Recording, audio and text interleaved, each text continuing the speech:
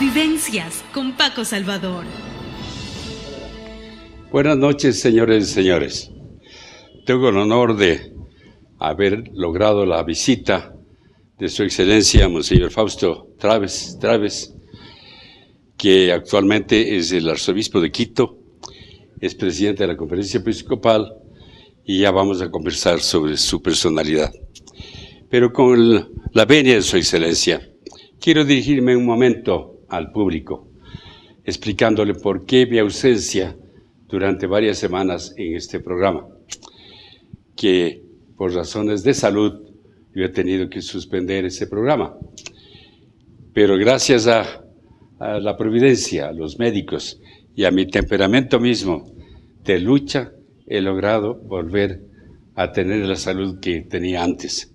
Esa es la motivación del por qué no estuve presente en el programa Vivencias de los meses anteriores. Ahora sí, estamos de nuevo, Su Excelencia. Un saludo fraterno para usted, Paquito, y para todos los televidentes. Es una alegría poder, como pastor y padre espiritual de toda la provincia y todos ustedes televidentes, decirles que Dios les bendiga y estoy aquí, Paquito, a sus órdenes. Estoy feliz de compartir con usted unos momentos. Quisiera decir, primero, ¿quién nombra al arzobispo de Quito? El arzobispo y todos los obispos y también vicarios apostólicos son nombrados directamente y única y exclusivamente por el Papa. Naturalmente el Papa tiene su, llamaríamos ahora, banco de datos y también quienes le informan. Todo eso se hace, pues los informes inclusive en base a la conciencia de cada uno. Por lo tanto, pues no es que nombran los informantes, sino directamente el Papa. Esa posición de arzobispo de Quito es una de las más importantes que yo en mi vida he conocido, comenzando con Monseñor González Suárez. De manera que ese sillón que usted en este momento ocupa ha sido, como siempre, ocupado por personajes, fuera pues de su talla. Yo pienso que usted se ha preparado para ocupar esa función y le deseo mucho éxito y usted lo va a lograr porque es un hombre activo, capaz, inteligente y tiene carisma para poder dirigir a nosotros, sus ovejas. Monseñor, pero ¿y la presidencia de la Conferencia Episcopal? Bueno, pues yo soy un fraile franciscano. Mi vocación nació en un momento de oración, todavía niño, cuando estaba en 5º grado de escuela. Tuve esa decisión y ese acierto de decirle sí a Dios. Sentí que Dios me llamaba y quería ser franciscano. A mis padres no les gustó, son muy católicos y muy creyentes, pero creían que yo no era capaz de llegar al sacerdocio y todavía peor a la vida de sacerdote franciscano.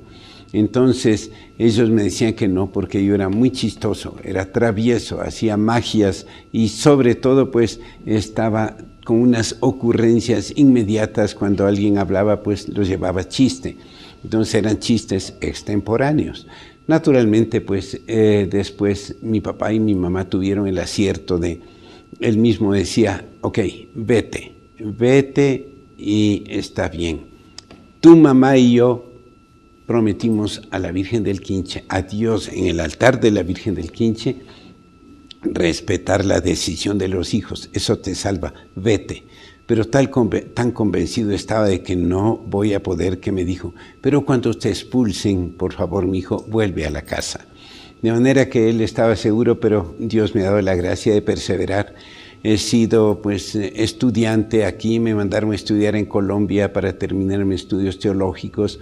Volví, me ordené sacerdote aquí y luego pues he sido misionero, he estado trabajando en muchos lugares y también he sido formador de los sacerdotes franciscanos futuros. Y luego pues fui ministro provincial, fui provincial de los franciscanos y tuve el agrado de poder decirle a Dios, he hecho bien, pues aumentaron mucho las vocaciones religiosas y sacerdotales. Y gracias a eso, pues la provincia franciscana quedó en buenas manos y quedó muy bien. Después de eso, el Santo Padre, directamente el Papa me nombró obispo de Zamora.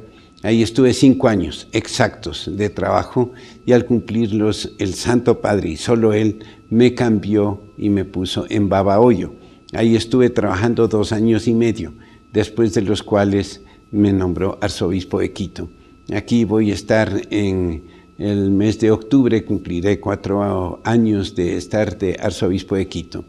Como usted mismo me ha preguntado, pues tengo que decir, sí, últimamente, hace menos de un mes, la Conferencia Episcopal me ha nombrado presidente de la misma, de manera que tengo también otro cargo, arzobispo de Quito y también presidente de la Conferencia Episcopal Ecuatoriana.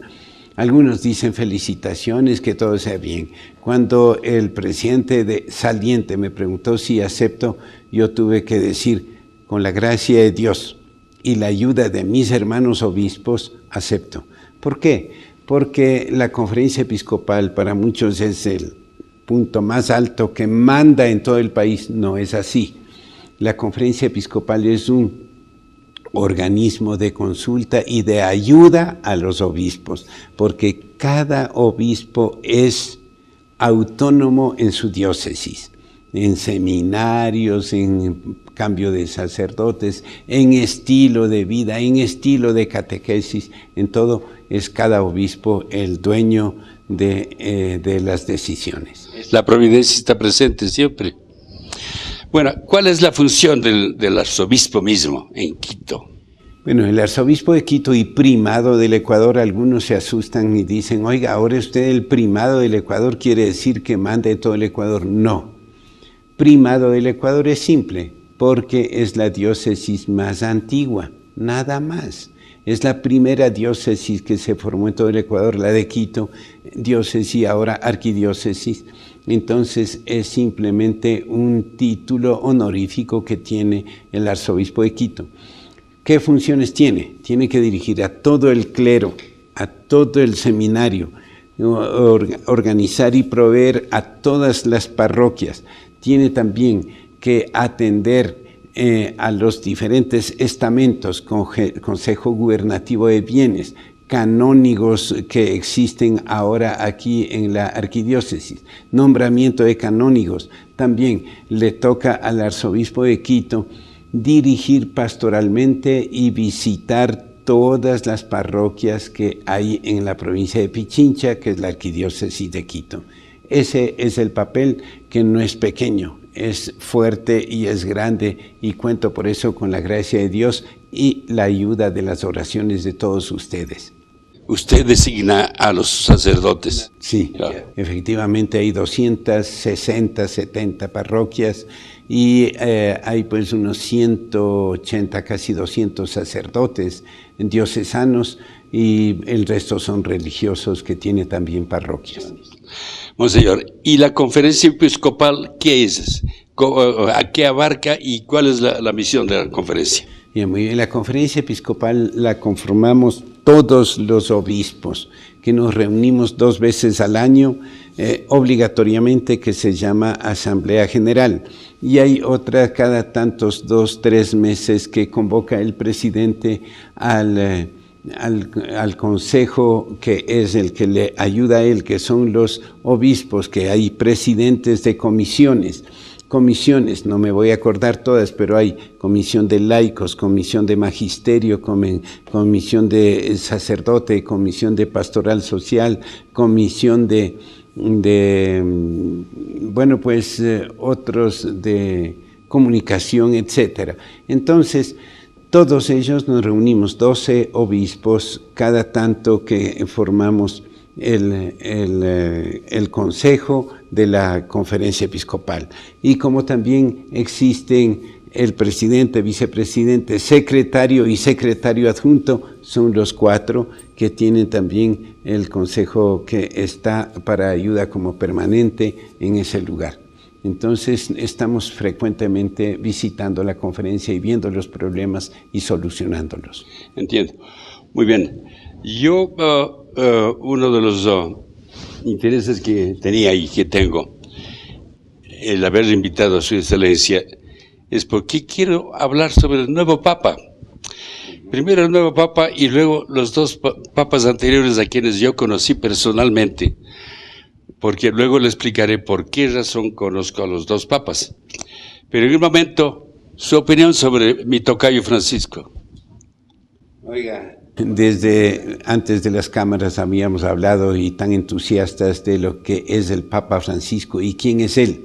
El Papa Francisco es una bendición de Dios, latinoamericano, sudamericano, de habla hispana y que comprende toda la ideología de nosotros los sudamericanos.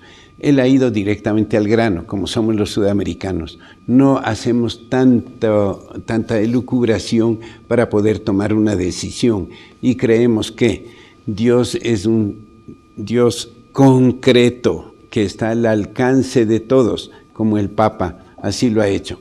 Al principio fue como un romper la tradición de golpe, pero todo fue bien visto. Ir directamente a lavar los pies a los presos, a mujeres, a personas de otra religión. Y como decir que si ellos no creen, no. Nosotros los sudamericanos no nos hacemos problema en aceptarnos. Y lo mismo el Papa no tiene problema en aceptar a todos a quienes él lavó los pies. Pero con gran alegría tenemos que decir además la doctrina que tiene, siendo un hombre muy preparado y siendo un hombre tan recto, él está haciendo unos llamados tremendos a todos para los pobres. Ha dicho a los obispos, quiero obispos diocesanos, no quiero obispos de aeropuertos. Luego ha dicho, la iglesia y las iglesias, o sea las diócesis, no son ONGs, son un hogar espiritual para que entren y lleguen todos los cristianos. Luego ha dicho también a los esposos, a los catequistas y a todos cómo deben actuar y qué deben hacer. Pero lo más hermoso es lo último que acaba de decir la semana pasada. Molesten a sus sacerdotes, exíjanles, porque los párrocos deben vivir en sus parroquias y de sus parroquias.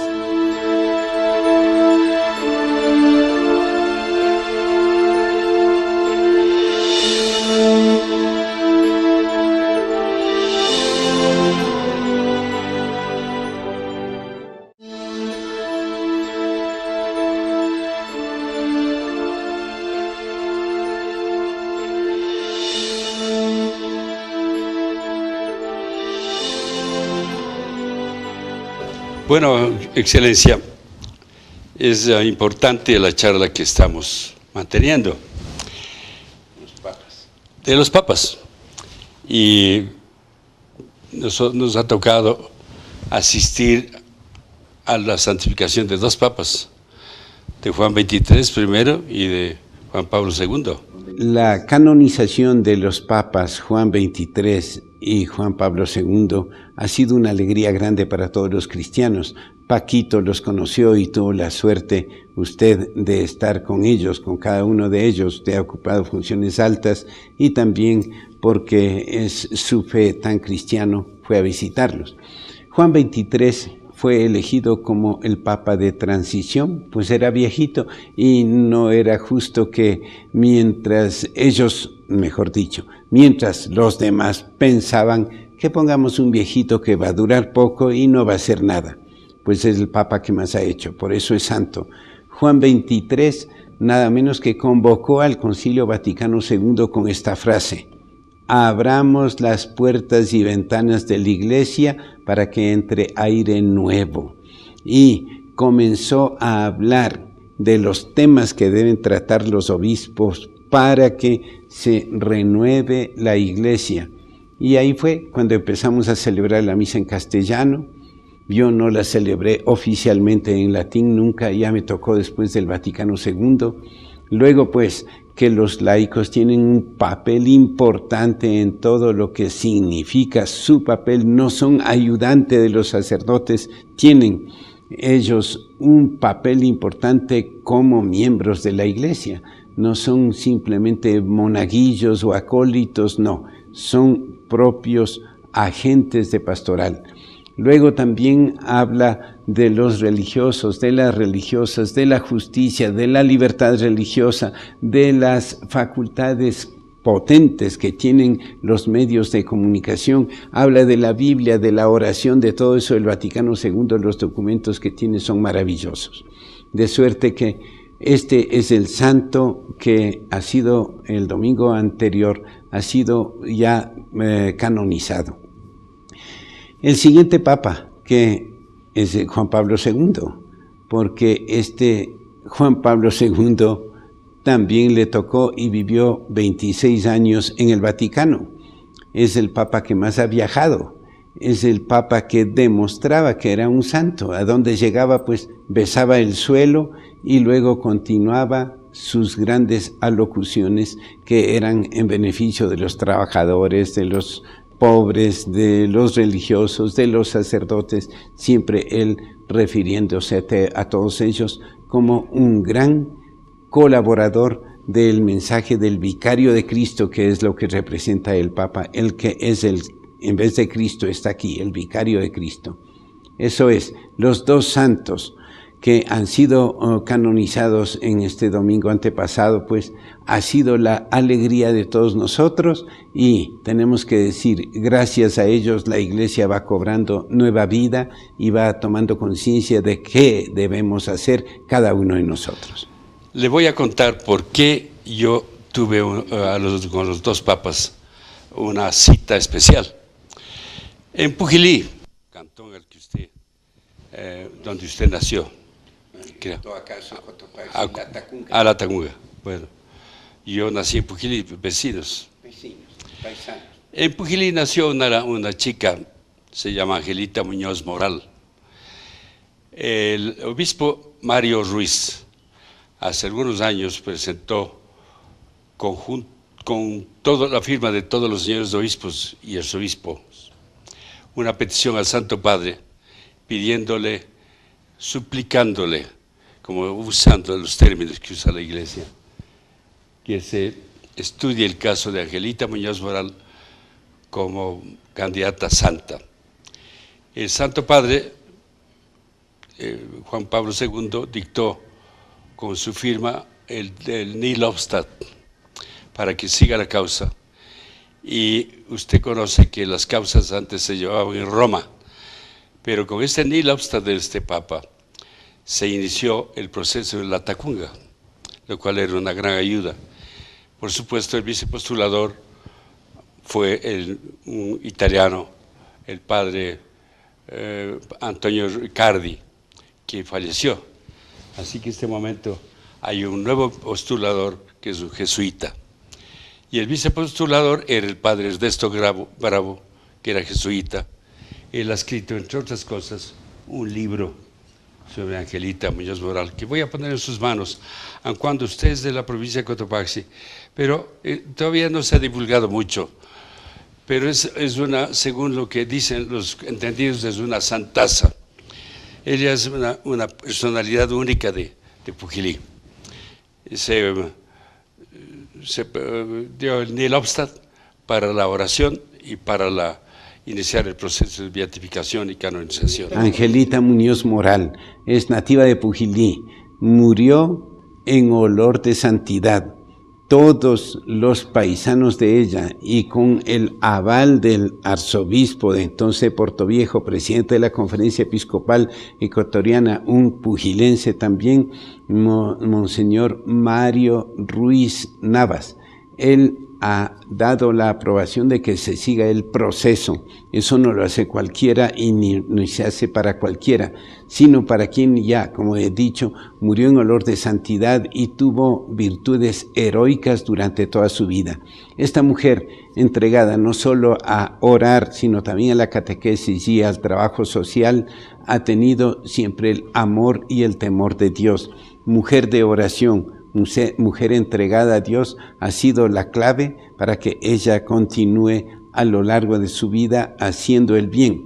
Y cuando muere, por justicia, sus paisanos, y entre esos estoy yo como cotopaxense, vamos a orar porque pronto esté en los altares. Dios dé a la provincia de Cotopaxi la gloria de tener una santa. Nosotros, bueno, digo nosotros porque yo pertenezco a la familia de Angelita. Ella fue hermana de mi madre. Entonces yo estoy muy cercano, sobrino, y soy uno de los autores de la causa que estoy persiguiendo. Hay un caso de Cuenca que surgió hace mucho tiempo de una chica que perdió la pierna. Y bueno, ese milagro estaba con declaraciones ante el padre Bravo, Ernesto Bravo, y el secretario que era Ernesto Villasís, un historiador, y por supuesto todos esos documentos están en Roma. Hay una cantidad muy grande de declaraciones sobre la vida de Angelita, entre los cuales están los padres de Monseñor Ruiz, los padres de Monseñor Antonio González, porque vivieron en esa época. Estoy hablando que ella nació en 1890 y murió en 1911, de 20 años, 21 años, muy jovencita. Y yo me he interesado, porque le he escuchado a este Papa, al actual Papa, que él dice que los santos no solamente deben ser de la Iglesia, sino que tienen que ser seglares.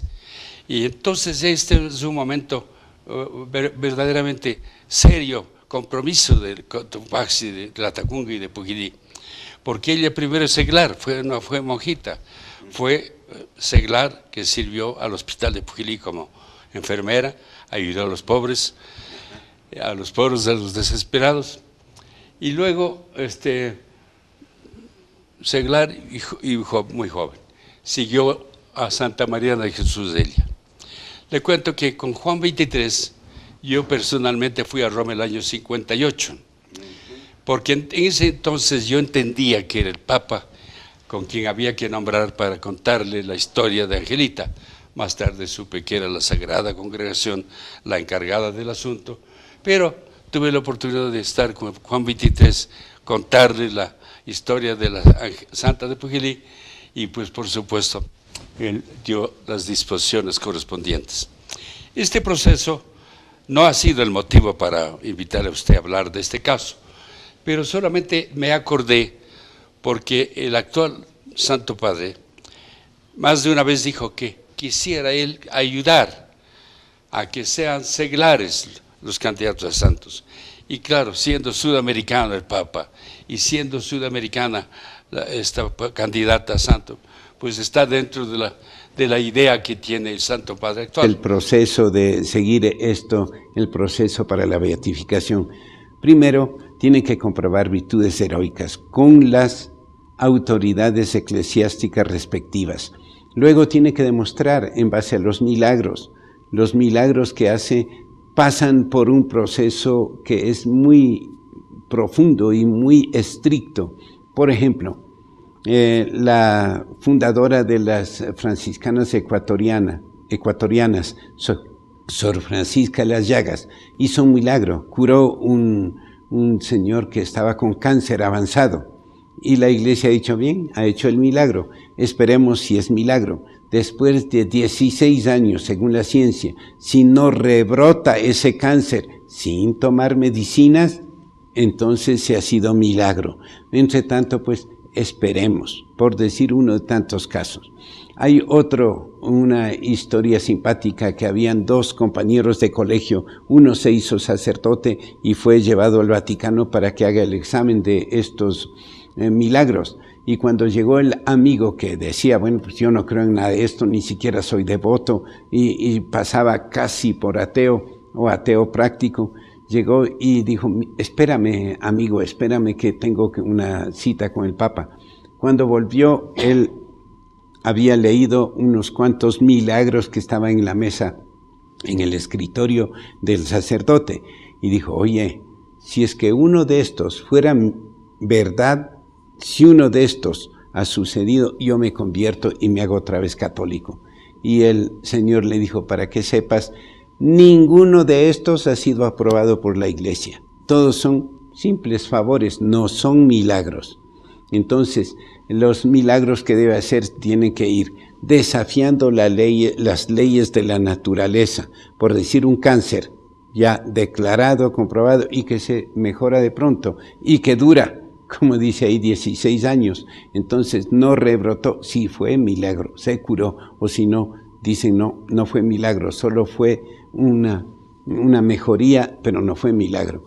Entonces, eso es, pero también hay que tener conciencia de que los santos deben llevar un proceso largo y serio, porque por ahí el pueblo les declara, por ejemplo, sé que en México creo es que hay la devoción a la Santa Muerte, es una calavera, y allá van los guerrilleros a pedirle que le ayude a tener buena puntería para matar a los demás.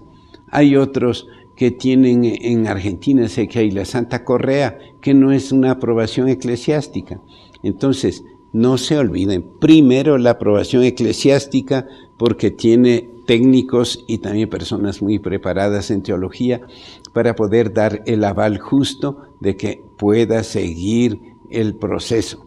No es simplemente declararla por aclamación, porque puede haber muchos argumentos y situaciones que pueden ser manipuladas para decir, hagamos, era un santo, era un santo, era un santo, y en la verdad no se ha comprobado. Puede ser que sí, puede ser que no. Por tanto, pues es necesario que la Iglesia apruebe. Segundo, que se compruebe que tuvo virtudes heroicas. Y tercero, que haga los milagros que exige la Iglesia, que son siempre fuera de lo común, es decir, que desafíen las leyes de la naturaleza. Monseñor, yo escuché al Santo Padre actual a dar muchos méritos a los provincianos de su país, de Argentina.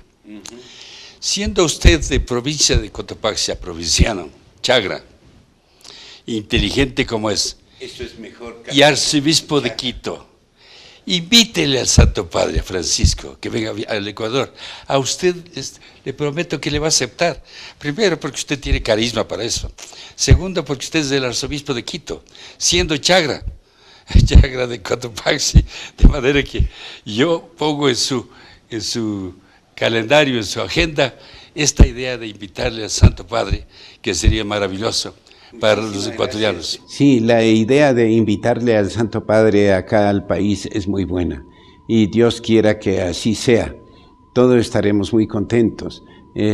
Sí, como presidente de la Conferencia Episcopal me tocará hacer un sondeo entre los obispos y luego ver en la misma Santa Sede cómo se actúa y para cuándo quedaría una fecha. El país que invita al Santo Padre no es de un día para otro, ni de un mes para otro, y a veces ni de un año para otro. Por eso, en el mes de octubre, que tengo que estar en Roma, llevaré la petición oficial de todos los obispos y la mía también, para que podamos invitar al Santo Padre en el 2016, seguramente, porque no podrá ser antes. Ya tiene muchos otros compromisos, no de viajes, pero sí de otros compromisos en los años anteriores al 16. Mi opinión es que lo que veamos sea para el 2016, ojalá en los primeros meses. Muy bien. Ahora le voy a hacer un pedido. Que tenga la bondad de llegar a Quito y el piano. El piano. Sí, era un caso interesante. Yo les había contado pues personalmente, y les cuento ahora el caso de un amigo mío. Como franciscanos, en el seminario menor que entramos en el colegio seráfico, nos pedían que cantemos y luego que llevemos el ritmo, y pues ninguna de las dos cosas este amigo mío podía. Y este amigo mío fue rechazado porque no era apto para cantar ni para llevar el ritmo, peor para ejecutar ningún instrumento. Este amigo mío pues no se resignó e hizo su pianito de cartulina. Y en el pianito de cartulina, que no sonaba, pero podía hacer los ejercicios. Y luego pues cuando algunos de los que tenían derecho al piano verdadero, porque estaban con su profesor nada menos que Claudio Aizaga, el famoso músico, entonces ellos no estaban, este amigo mío iba al piano verdadero, a tocar, e iba progresando, él mismo se daba cuenta, no obstante que no tenía cualidades, pero tenía constancia y deseo de aprender. Y luego pues poco a poco fue progresando a tal punto que cuando fue el día en que el padre, un gran músico, el rector, tenía que decir quién iba a tocar el órgano del santuario de Guápulo, le entregaba la llave. Pasaron los 4 del último año de bachillerato a que demuestren quién de los 4 toca mejor para ver a quién le entrega la llave. Pero el padre, que era gran músico, dijo: no, ninguno de estos me convence. ¿Qué pasa? Por ahí un chiquito dijo: tal persona toca también el piano. Dijo: no te burles de él, yo sé que él no tiene cualidades. Y dijo: no, sí toca. Y como él estaba atrás parado, dijo, movió la cabeza: ¿sí toca? Sí. ¿Y dónde aprendiste? En un piano de cartulina. A ver, pasa a ver pues si puedes. Y él coincidencialmente había repasado esa partitura y con los pies también iba tocando. Y dijo: no, pues mijo, ni me acuerdo de la frase, tú cito, le dijo por decirle con cariño, ¿no? Tú ten la llave del órgano y cuando se ofrezca, pues tú tienes que tocar marcha nupcial y todo lo que había en el santuario de Guápulo. Entonces, eso tengo que decirles un secreto último, que ese amigo mío, ese soy yo soy el que toqué el órgano primero en cartulina y ahora pues toco el piano y me da mucha alegría ejecutarlo. Qué bueno. Bueno, señor, aparentemente no tenía usted me acaba de contar una linda historia. Pero va a ver, ahora le estoy invitando a que toque el piano. Pero quiero que vea, bueno, no, algo de la tacunga tiene que ser. Veramos, señor, usted va a sorprender que en el teclado de este piano hay unas pollas que he puesto yo para aprender yo a tocar el piano con las pollas. Es decir, de las notas está la tecla con la cual he aprendido un poco a tocar el piano. Se la apoya haciendo mi piano de cartulina. Exacto. Así que bueno, le agradezco por la visita. Vamos a pasar al piano que usted va a dedicar a sus feligreses de Quito, al Ecuador y al mundo. Ya. Que sea un franciscano Soy más folclórico que clásico. Qué bueno. Sin embargo, también cuando leo, pues estoy tocando algo. Pero gracias gracias por haber aceptado mi invitación. Estoy muy contento y ahora vamos al piano. Muchas gracias. Muchas gracias.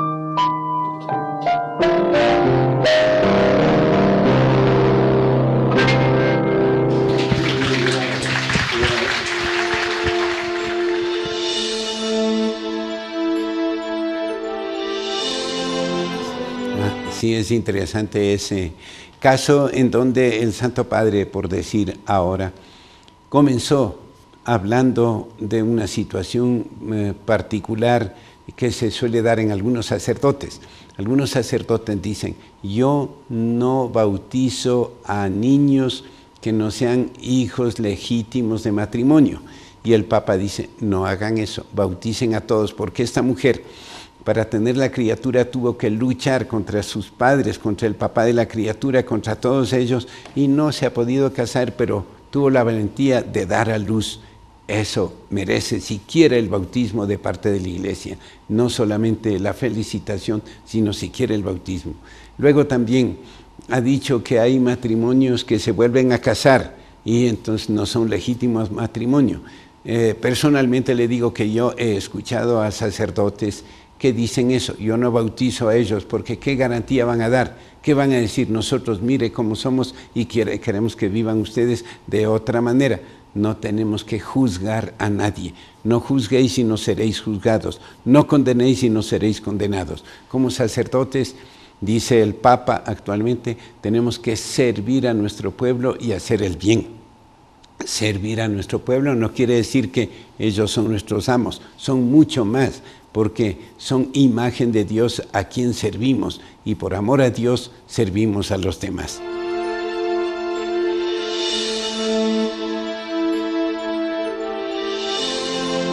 Paquito Salvador, quien me ha invitado, me ha dado la oportunidad de poder decirles a ustedes que el Señor les bendiga y les guarde. Y con gran alegría tengo el gusto de decirles gracias Paquito, gracias a ustedes televidentes y que el Señor les bendiga y les guarde. Amén.